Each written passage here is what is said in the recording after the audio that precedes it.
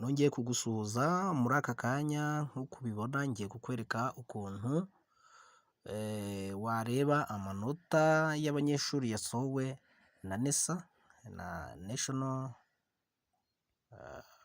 Examination and School Inspection Authority, ikigo gishinzwe ibizamini ndetse n'ubugenzuzi bw'amashuri. Murabona nibyo ngiye kubereka.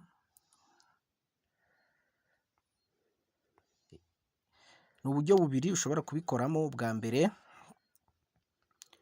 ni ukujya kuri interinete, ugafungura interinete yawe, warangiza ukandikamo iyi linki ngiye kuguha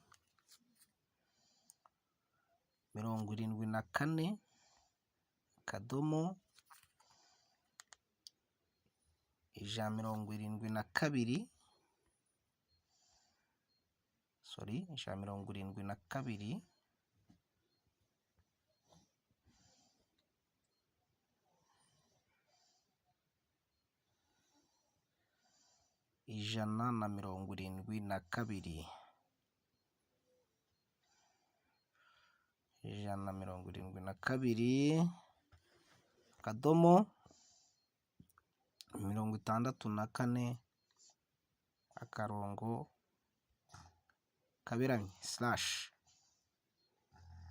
hanyuma warangiza ugakirika enter ukaja kuri search. Urabona ko uhita ugera kuri page ikwemerera kuba wareba amanota. Ni iki rero iyo ugeze aha ngaha ukora? Mbere hano naho wandika registration number, inimero y'uwo munyeshuri, inimero yakoreye ikizamini. Ariko mbere y'uko uyandika urabanza ukaza hano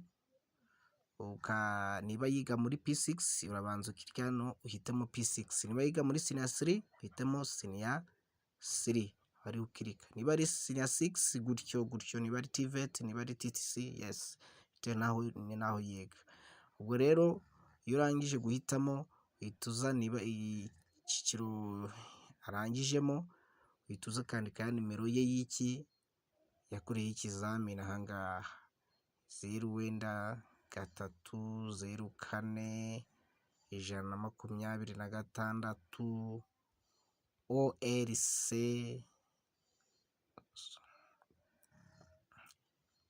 0-3-04-126 ORC 001-2021 gutyo. Warangiza ugahita ukirika hehe? Hano kuri search. Ubundi bigahita bigira ute? Ugahita ubona amanota ye. Buno bwari uburyo bwa mbere. Uburyo bwa kabiri ni ubwo kuza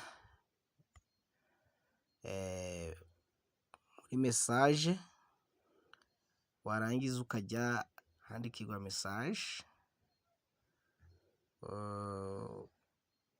ukandika nimero uri buze koherezaho iyo message. ni 4891.